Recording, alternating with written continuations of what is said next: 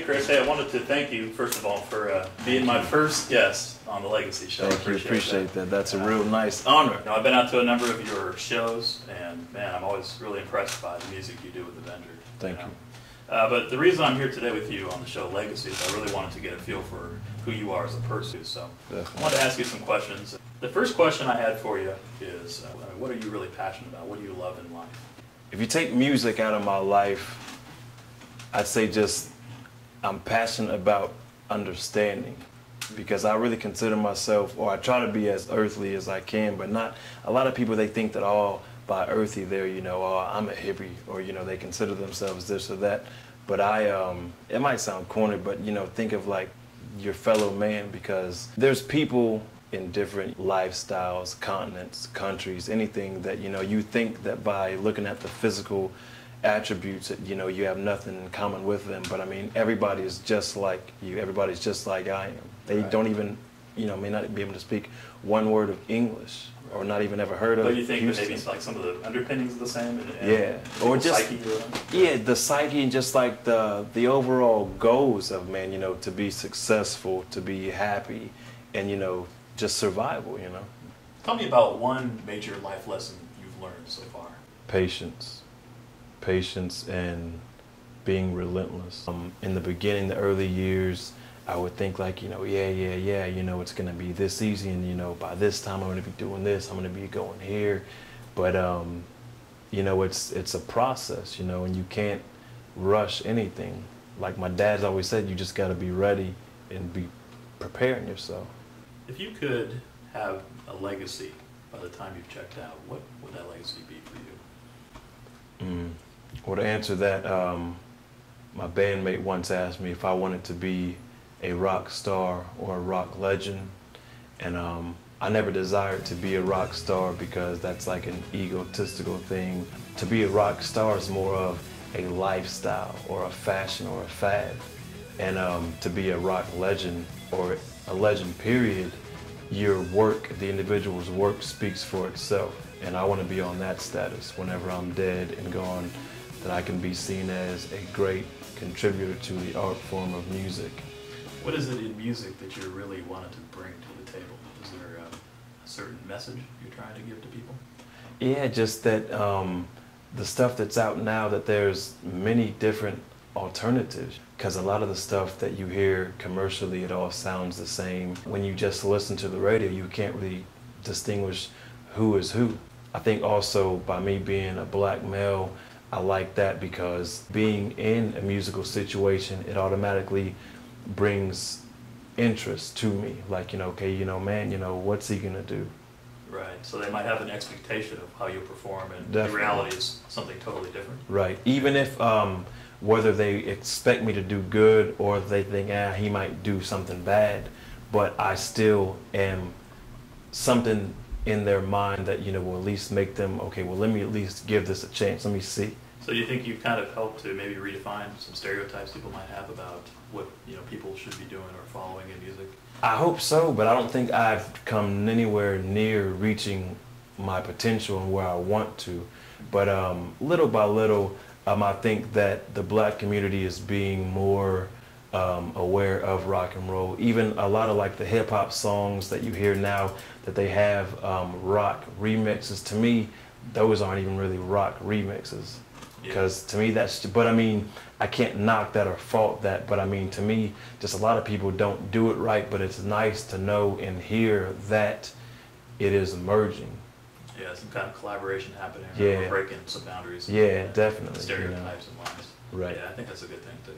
As far as people and events have gone in your life, has anything really inspired you to get into your music? My first inspiration was Kurt Cobain. I listened to the Nevermind CD, blew my mind, and a couple of years after that, I discovered Jimi Hendrix, and I really got so deep into his music. And a lot of conversations, truthfully, that I had with my dad about music is he's very inspirational. He may not even know how, you know, I listen, you know, he may think that I really don't, but he's been a great inspiration with his inputs. If you were to say there's one thing that's really been a hindrance to you as far as getting farther in music with your career, what has that been for you?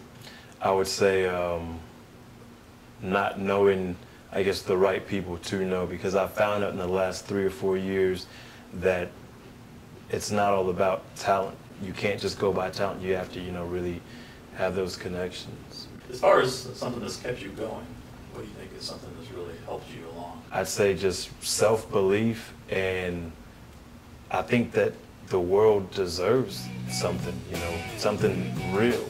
There's just a huge lack and a void of just music with just substance and expression and feeling. The way that I think about it, I can put it in perspective like this. A lot of bands or songs that are hits today, a year from now, they'll be doing nothing. To me, that says a lot, because I think that a lot of people, they might be doing it for the wrong reasons. Who is your best friend and why? Best friend would be Ross Bowman, and it's like my brother, man. I've known him since I was probably 5 or 6 years old. We used to run track together, went to the same high school together, same church together. He's a couple of years older than me, but we wound up even going to the same, not the same college, but we were in the same conference together. And about 2005, he moved back to Houston, and we just picked up where we left off. And I was doing some minor recording sessions at my buddy's house. Mm-hmm. And I started bringing him down with me just to have an extra set of ears. Hey man, what do you think about this? What do you think about this guitar? And then just one day he just said, man, what can I do to help? And that's how you started the band? Definitely. And literally 9 days later, we had our first performance at Alameda Mall in front of 100+ people. I always have strong loyalty to Ross Bowman. Music aside, but that definitely enhances my loyalty and respect for him, because whenever I wanted to play and I couldn't, I tried to find bassists and drummers, but when I couldn't find nobody, he stepped up and said, let's do it. Here's kind of a strange question. If you could hold on to one memory from your life so far, and after being afflicted with amnesia and forget everything else, what would be that? What would be that one memory you could hold on to carry on with you in the future? My mom. Is there any specific memory you have from some time where she's really helped you out that comes to mind? She got me my first guitar. Okay. That's a good one. She got you started out. Yeah. So for somebody who knows you, what would be something that might surprise them about you? Oh man, I have a ridiculous fear of tornadoes. I've never been in a tornado, but I have nightmares about them. The movie Twister terrified me. What is it about a tornado that's so frightening to you? There's nothing you can do to stop that. It is completely in control. Where is one of your favorite places to visit, and why is that? The last couple of months, I've tried to go to my dad's on Sundays, and just being there, it's just comfortable. And I don't have to, those couple hours that I'm there, it's just fun and laughs, and just, I don't think about the stresses or the tasks or duties, responsibilities of just my everyday living. How do you feel about the future? I feel great. I feel great because, you got the highs and the lows, and over the last maybe 3 or 4 months, I felt like, finally things are starting to come into play. Little by little, but I'm actually being able to see what's on the other side of the horizon. It's getting a little bit closer. I still have to keep and continue to work hard, but even what we're doing now, it just really helps me just enhance my own self-belief and be like, yeah, I am doing the right thing. Because I could have quit so many times, but I don't want to. Yeah. Because it's important to me. Somebody once even told me that I owe it to the people to continue on. Wow, that's pretty strong. Who's told you that? I forget her name. Okay. Well, sometimes those are the most impactful things somebody can tell you, a stranger. Yeah, I've never, I'll never remember what her name was or anything like that, but what we were doing that night, she felt that, she had to let me know that, and I haven't forgotten that.